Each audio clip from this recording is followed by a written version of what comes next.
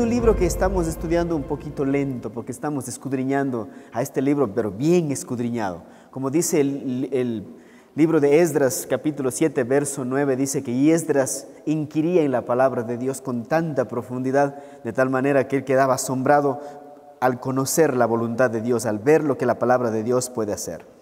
En el capítulo 16, del verso 1 al 5, nosotros vamos a ver un acontecimiento especial.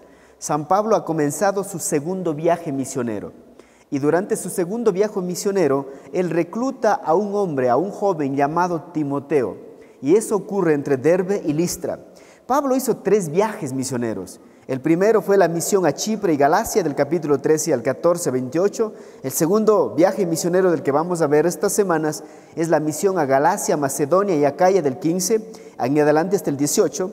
Y después veremos el tercer viaje misionero que es a Asia y visitas a Macedonia, Acaya del 18 al 21 en adelante. Pero lo que vemos es que Pablo no era un hombre que se quedaba quieto. Dios había puesto en su corazón las misiones.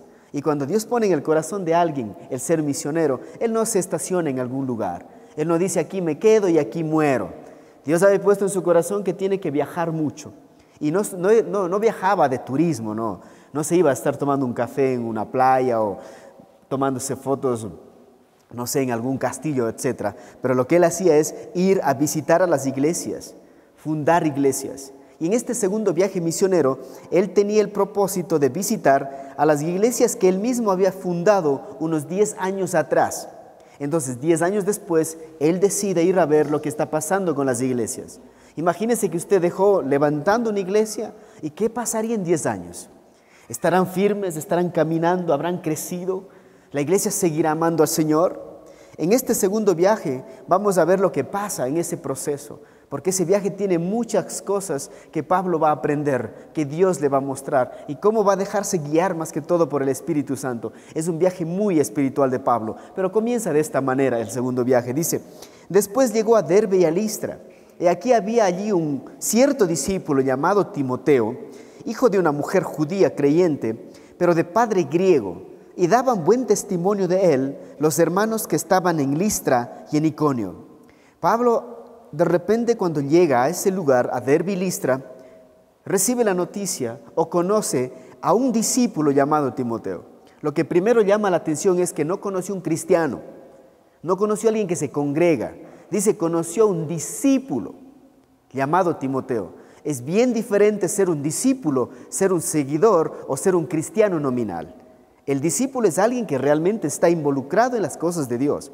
Está discipulando, está sirviendo, está alcanzando el mundo para Cristo. Entonces, por eso es que Pablo dice, y la gente le conocía bien a Timoteo, porque dice, hijo de una mujer judía creyente pero griego, y daban buen testimonio de él los hermanos que estaban en Listra y en Iconio. 2 ciudades le conocían. Significa que este joven no estaba sentado viendo una película todas las tardes, descansando en la playa tomándose tragos, no. Este hombre estaba involucrado en la obra de Dios y eso llamó la atención de Pablo. Dice, la gente hablaba bien de él. Yo le hago una pregunta. Si de repente viniera a esta iglesia un misionero, ¿qué diría la gente de ti? ¿Que eres un hombre de oración, una mujer de oración que sirve a Dios con pasión, que está involucrado en alcanzar el mundo para Cristo? ¿O dirá, no, aquí no hay nadie de esos? ¿No cree que de repente Dios le está ya preparando para llevarle bien lejos de aquí? Y Pablo estaba buscando un compañero de viaje, alguien a quien él tenía que pasar la posta. Pero es lo triste que a veces en las iglesias no encontramos aquellos hombres, aquellas mujeres que ya están involucrados haciendo la obra, no de cristiano, sino la obra de discípulo.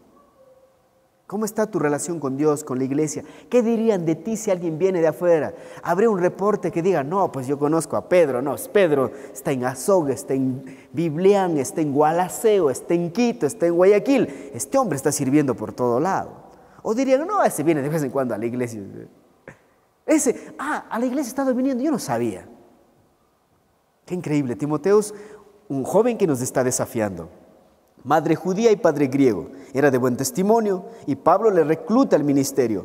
¿Y qué es lo que pasa? Dice que este Timoteo probablemente, más adelante Pablo escribe acerca de él y dice esto Pablo.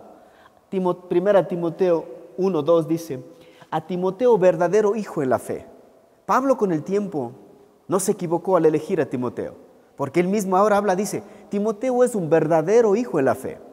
Hay una gran diferencia, alguien que solo viene, pero un verdadero cristiano, de esos cristianos son reales, auténticos, de esos que no se rajan, como dicen los mexicanos, ni desertan cuando los problemas llegan a la vida. Ese era Timoteo, un verdadero hijo de la fe, gracia, misericordia y paz de nuestro Padre y de nuestro Señor Jesucristo, nuestro Señor. Pablo está dando buenos reportes de Timoteo. Significa que cuando Pablo lo reclutó, Pablo no se equivocó al reclutar a este joven. La pregunta es, en nuestro trayecto de la vida cristiana, ¿hemos decepcionado a alguien con nuestra actitud, con nuestra forma de vida, con nuestros pensamientos? Y usted se pone a pensar, Timoteo debió haber sido un tipo increíble. Dice que era fruto de un matrimonio mixto. La mamá era creyente, el papá no. A decir verdad, el uno judío, el otro era griego. Pero a pesar de tener ese hogar, donde probablemente el uno oraba y el otro no oraba, donde el uno iba a la fiesta, el otro iba a la iglesia, este joven tomó la decisión de servir a Cristo y de servir a Cristo como un discípulo. Aquí está un mensaje para los jóvenes que se quejan, es que papá no va a la iglesia, es que papá no ora. Timoteo estaba tan enamorado de Jesús, le amaba tanto que no le importaba de dónde venía su papá o su mamá. Él se convirtió en un verdadero hijo de la fe porque aprendió. Quería conocer más a Jesús. Su edad, y ustedes se ponen a pensar, ¿cuántos años tendría Timoteo? Pablo escribe una carta, 2 cartas de Timoteo. Se convirtió realmente en el pastor asistente de Pablo, en la mano derecha de Pablo. Y dice, ninguno tenga en poco tu juventud. Lo que estamos viendo aquí también es que Timoteo era bien joven. Dice, nadie tenga en poco tu juventud. Porque hoy en día mucha gente puede decir, pero este Wambra, ¿qué me puede enseñar a mí? No? ¿Qué me va a enseñar a mí? Pues déjame decirte, hay niños que enseñan muchas cosas a nosotros. Su transparencia, la verdad, la honestidad, está en los niños. Y a veces ellos nos enseñan cosas increíbles. Y los jóvenes que están, pero conectados con el Señor, caminando con Él, leyendo la Biblia, orando, pueden dar cátedra a aquellos viejos que solo vienen a sentarse en la iglesia una vez a la semana. Y por eso Pablo dice, que nadie tenga en poco tu juventud. Cuidado, Timoteo, el que seas joven no significa que no puedas influir en la sociedad. Y Pablo dice mejor, sino sé ejemplo, conviértete en un modelo a seguir. Qué increíble cuando de repente los jóvenes son un modelo a seguir para los padres y los padres son un modelo a no seguir. Porque hay padres que son borrachos, sinvergüenzas, maltratadores, etc. Y de repente el hijo dice, yo no voy a seguir el ejemplo de este padre, yo voy a dar un ejemplo a mi papá. ¿Cuántos jóvenes hay que dicen, yo quiero dar ejemplo a esta sociedad que se está pudriendo en la inmoralidad? Y Timoteo era uno de esos, y Pablo le exhorta, dice, sé ejemplo de los creyentes en palabra, conducta, amor, espíritu, fe y pureza. Dice, Timoteo, en vez de estar preocupando que eres joven y que si la gente te está menospreciando por ser joven, tú decides dar un ejemplo. Escuche bien, la juventud es una etapa muy importante en cada ser humano, ya que es la etapa donde se tiene la mejor salud, creatividad, dinamismo, energía, es donde cada uno es arquitecto de su propio futuro, ya que dependiendo de las decisiones que tomes en la juventud, las decisiones de la juventud determinarán lo que seas en el futuro. Lo triste de la situación es que hay muchas personas que hoy en día se quejan o se lamentan por no haber aprovechado su juventud. Y de repente llegan y dicen, ¿por qué no habré aprovechado la juventud? ¿Por qué no habré estudiado? ¿Por qué no habré ido a la universidad? Y de repente a los 50 están diciendo, ¿y por qué no fuiste? Es que te importó más el vicio, el trago, las mujeres, yo no sé. Y ahora de viejos están tratando de hacer todo lo que no hicieron de jóvenes. Dios nos regala la vida y cada etapa de la vida hay que tomar buenas decisiones. En la niñez, en la adolescencia, en la juventud, hay que tomar buenas decisiones. Nosotros somos el fruto de las decisiones que hemos tomado en la vida, mis amigos. Simple y sencillo. Entonces, si estás tomando malas decisiones, es hora de tomar buenas decisiones de aquí en adelante. Eclesiastés dice, 12:1, hablando a los jóvenes, acuérdate de tu Creador en los días de tu juventud. Cuando estás joven, acuérdate de Él, camina con Él, conéctate con Él, obedece a Él, sírvelo a Él. Te puedes imaginar de repente donde decides tomar en serio a Dios a la edad de 12, 13 años Y si le tomas en serio por 10 años, probablemente serás un hombre invencible en esta sociedad por tus valores, por tu fe, por tu integridad, por las decisiones que vas a tomar, ya no en función de lo que sientes, sino en lo que crees, en tus convicciones. Por eso dice, acuérdate tu Creador en los días de tu juventud, antes que vengan los días malos. Cuando ya tengas alergias, tengas pastillas en el velador, cuando te duele una cosa, te duele otra cosa, ya te molesta el frío. Increíble, ¿no? Acuérdate. Y lleguen los años de los cuales digas, no tengo en ellos contentamiento. Ya, pues a los 70 años ya no puedes ni salir a predicar, ¿no? Ya yo quiero venir madrugando a servir en la iglesia, a limpiar, pero ya, pues las reumas, etcétera, etcétera, ¿no? Y por eso dice, de joven, por favor, de joven. Y Pablo reclutó a Timoteo, porque Pablo sabía que él estaba envejeciendo. Y él tenía que pasar la posta, su fe, sus principios, la visión de cambiar el mundo a un joven como él. ¿Cuántos de los jóvenes hoy en día dicen, me encantaría aprender, conocer, vivir lo que significa ser un hombre de Dios, caminar con Dios? Jóvenes, no desperdicien su vida. Entonces, sírvele a Dios con tu juventud, no a este mundo que está destruyendo a nuestros jóvenes. David, a los 15 años, mató a Goliat. Y mira lo que David hizo, porque desde temprano, desde bien joven, buscaba al Señor. Josías, desde niño, buscó al Señor e hizo una reforma en todo Israel. Esther, desde muy jovencita, estaba siempre fiel a Dios. Llegó a ser la reina de Persia y cambió las leyes en Persia y salvó la nación de Israel.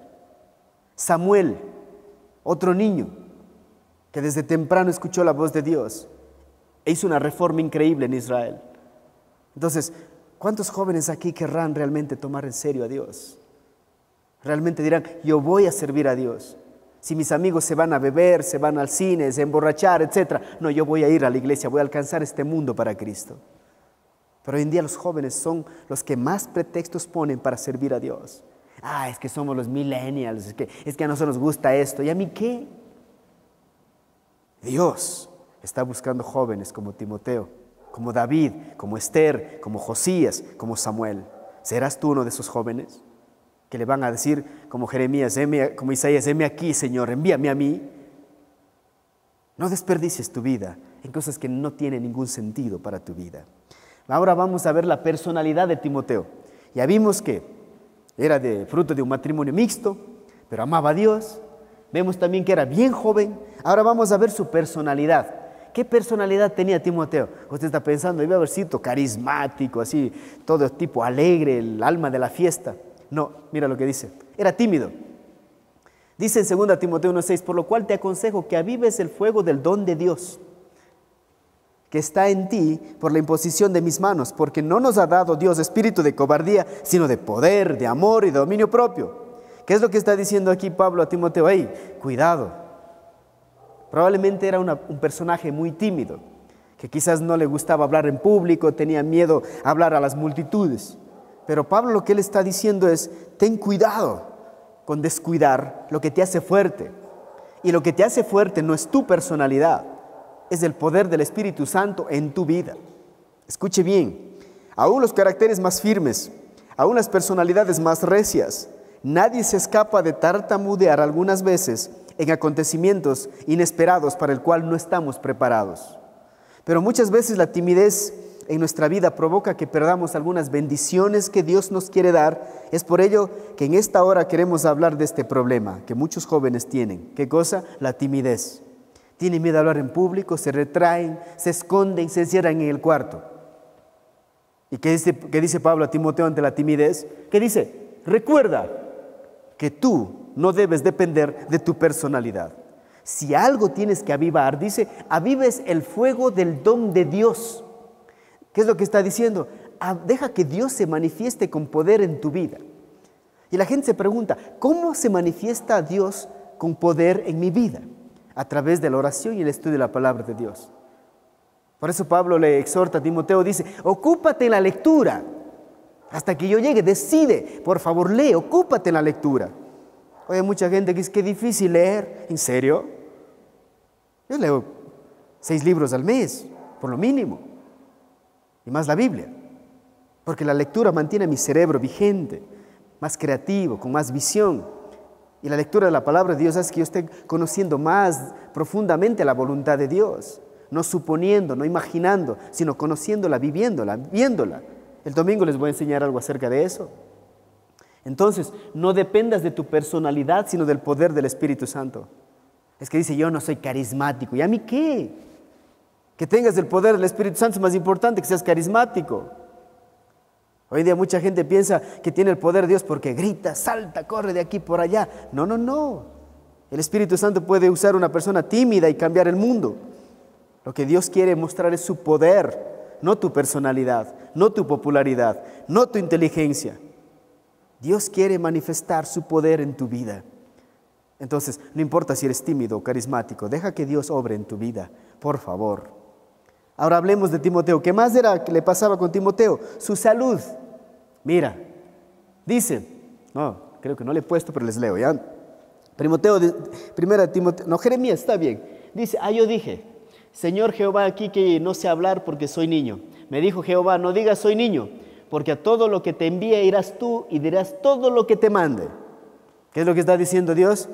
Así seas un niño, no dependas de lo que un niño puede hacer, sino lo que Dios puede hacer con un niño. Así de simple. Así de simple. ¿Cuántos de ustedes creen que no saben nada? Pero Dios sabe que puede usarles a ustedes cuando ustedes deciden rendirse a Él. Y dice Jeremías, dice, no digas soy un niño, o sea, no te limites, no digas no puedo, no digas es imposible. Por eso Pablo dice, todo lo puedo ¿en quién? En Cristo que me da la fortaleza, que me da los recursos que necesito. Ahora hablemos de la salud de Timoteo. Dice, ya no bebas agua, sino usa un poco de vino. Ese es un consejo del pastor al otro pastor, ¿no? Tómate vino, por favor. O sea, ¿y a dónde están aquí los que dicen, el vino es malo? Él tenía problemas de salud serios. Tímido, enfermizo. Hijo de un padre griego, madre judía. Imagínense todo esto y dice, Dios usó a él. ¿Cuántos de ustedes están estudiando, leyendo los libros que se llaman Cosecha? Uno deja sorprendido todo eso, ¿no? Y Timoteo también parecía uno de ellos, ¿no? Ahí está. Dice, ya no bebas agua, sino usa un poco de vino por causa de tu estómago y de tus frecuentes enfermedades. No una enfermedad, no dice de tu frecuente enfermedad. De tus frecuentes enfermedades. ¿Qué enfermedades creen que tendría un joven? Yo no sé. De los ojos, era sordo, yo no sé. Estaba débil, tenía las defensas bajas, le daba gripe muy seguido, yo no sé. Pero él tenía muchas enfermedades y a pesar de todas las enfermedades, él se convirtió en la mano derecha de San Pablo. Si usted estaba buscando una excusa para no servir a Dios, si Timoteo estuviera de aquí diría, ¿qué te duele a ti? Es que me duele la cabeza de vez en cuando. De vez en cuando. A mí este dolor es crónico. No me pasa, vivo con el dolor. Frecuentes enfermedades. Y la sugerencia de Pablo dice, no bebas agua, hombre, deja de beber agua. Usa un poco de vino. O sea, tómate un poco de vino. Porque ellos usaban el vino en ese tiempo como medicina también. Ahora también es medicina. Otra cosa es que te pegues las 5 botellas completas, ¿no? Ya no es medicina. Ahí es otra cosa, ¿no? Ahí es otra cosa. Pero imagínense, otro desafío para nosotros. Ya ven el perfil del número 2 de las misiones. Usted va y diría, quiero que te hagas un examen médico, que estés bien, etcétera, etcétera. Así como yo le digo a alguien, Dios me ha enviado con muchos defectos, o sea, defectos de fábrica. Por esto. Digo, bueno, pero textos como estos dicen, ¿y a ti qué, Freddy? ¿Y a ti qué? Si yo puedo usar con todas esas enfermedades encima. Y aquí, ¿dónde están los de la sanidad y todo lo demás, no? ¿Acaso Timoteo no es un hombre de Dios? Él es más hombre de Dios que todos nosotros juntos aquí. Pero ahí está, tomando un poco de vino. ¿Estamos claros? Escuche bien. Timoteo sirvió a Dios a pesar de la enfermedad. La enfermedad no respeta clase social cuando llega a la vida del ser humano. Ni el mucho dinero puede traer una solución a la enfermedad. A veces tenemos que orar y tenemos que clamar a Dios, pero incluso Dios a Pablo dijo, bástate mi gracia porque mi poder se perfecciona en tu debilidad. Hay grandes hombres que han hecho historia en este mundo. Y uno de ellos es Charles Spurgeon. Él murió joven, pero tenía una enfermedad que usted no sé si sabía. Él sufría de la gota y la depresión. Hay muchas veces que él dice predicaba sin poder mover sus pies. Y eran los niños que le prestaban las notas que se caían al suelo porque no podía agacharse por su rodilla. Sufría de la gota y después sufría de la depresión. Cuando Spurgeon se deprimía pasaba 3, 4 meses fuera de la iglesia porque tenía que recuperarse de la depresión. Hay una depresión que es una depresión espiritual de la cual solo algunos profetas han experimentado. Él experimentaba eso. Porque no olviden que eran hombres que están en el campo de batalla, están en primera fila y es atacado por el enemigo. La depresión viene de nuestros pensamientos a veces. No sé qué me pasó, pero volaba de Nueva York a Austin, subí al avión y me puse a llorar con unos pensamientos horribles que vinieron a mi mente.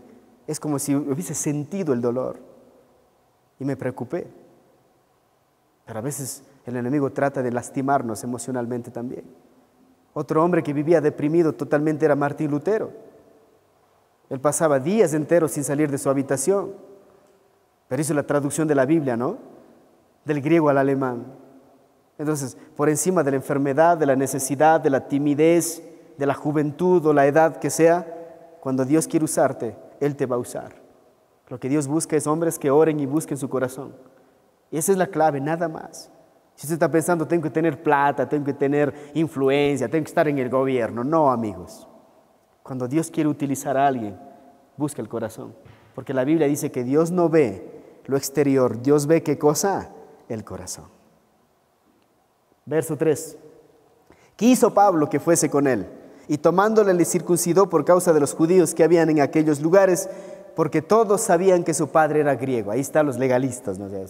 No, pero ¿qué vas a ir llevando las misiones a este medio griego y medio judío? O sea, tienes que circuncidar. Y Pablo, para no estar en problemas con esta gente que son habladores, así, legalistas, esos que nunca hacen nada, pero critican todo, ¿no? De ese tipo había ahí ese tiempo también. Y es que ¿por qué ella? ¿Y por qué tiene que hacer ella? O sea, ¿o por qué él? Entonces, ¿por qué le preguntas eso a la gente? ¿Por qué no le preguntas a Dios? Y seguramente Dios te va a responder decir, porque tú estás de vago. Porque tú deberías estar haciendo y no haces. Entonces él decidió hacer lo más saludable en ese momento. Reclutado por Pablo y circuncidado, este joven se convirtió en un hombre de Dios a pesar de muchas limitaciones. Es impresionante pensar que hay palabras que son tan esenciales y tan importantes en la Biblia y que en muchas ocasiones no forman parte ni siquiera de nuestro vocabulario y por ende no sabemos lo que significan hombre de Dios o mujer de Dios. ¿Sabe lo que eso significa para usted?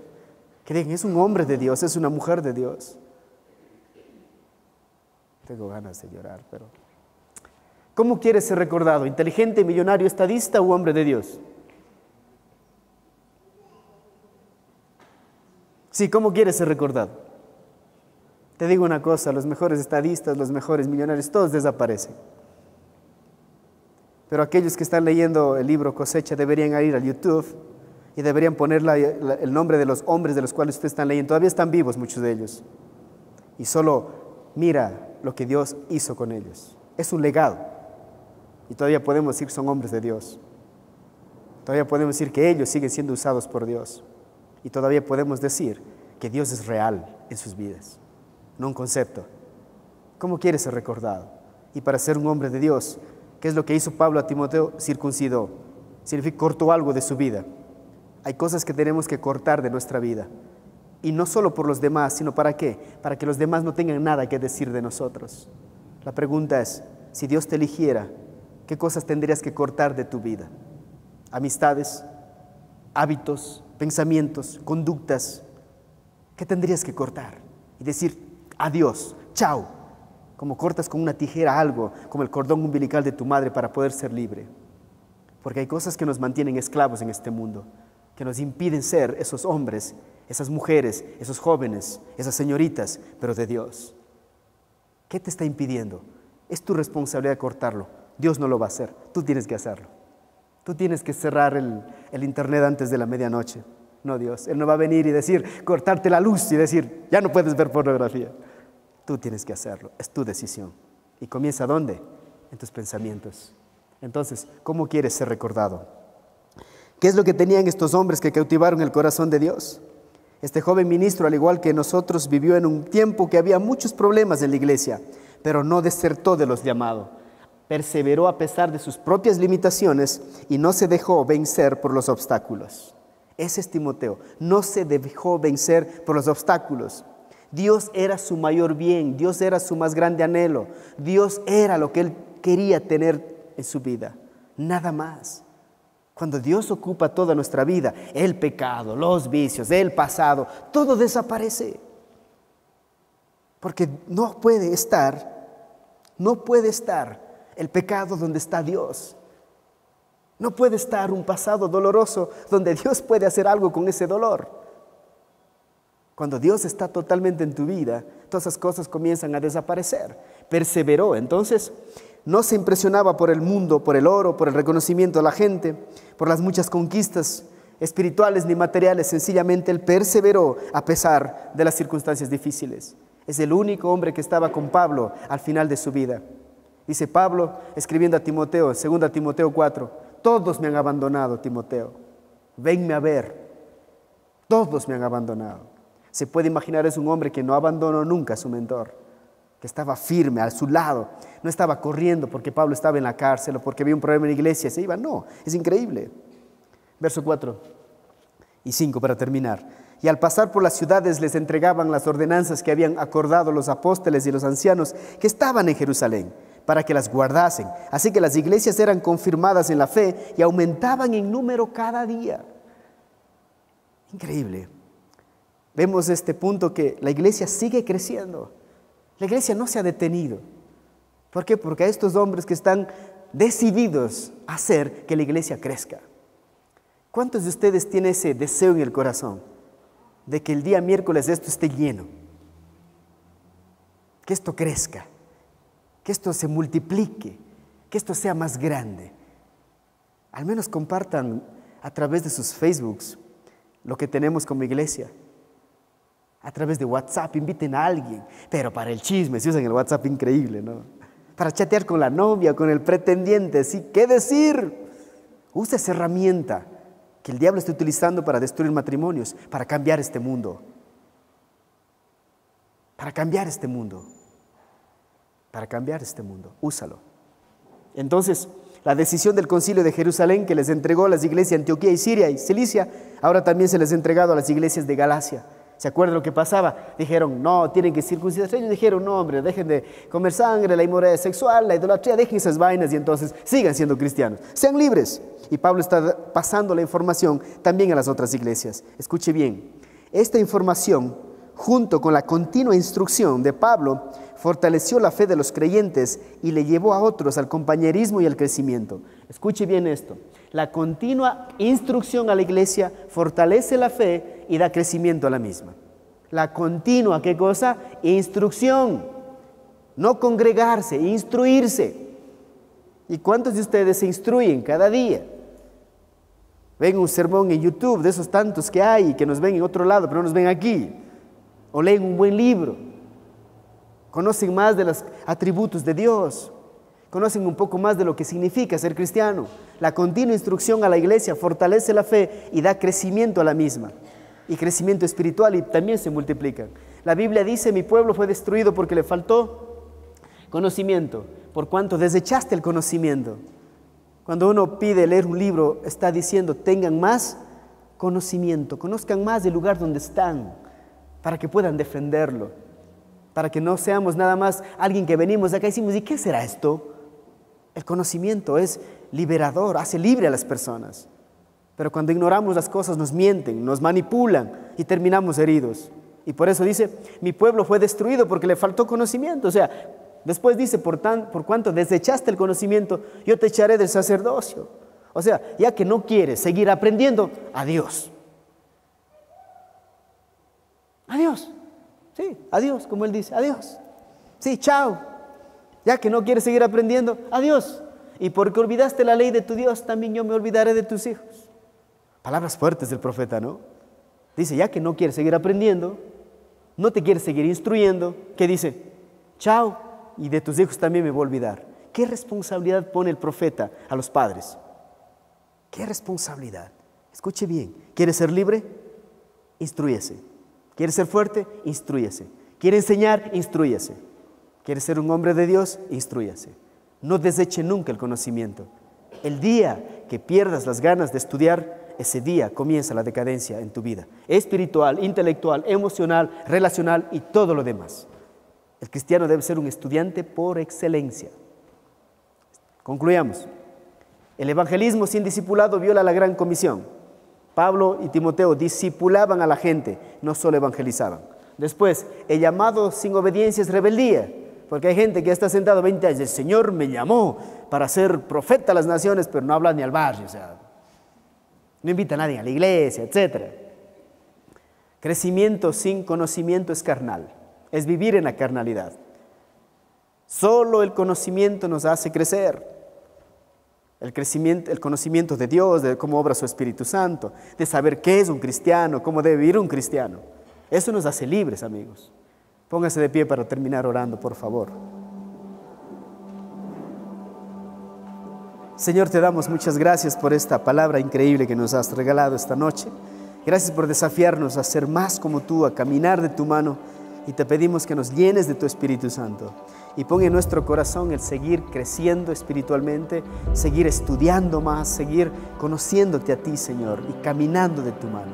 Gracias por todos los que están aquí. Bendice sus vidas, sus corazones, sus trabajos. Bendícelos, Señor, y guárdalos del mal, líbralos de las tentaciones.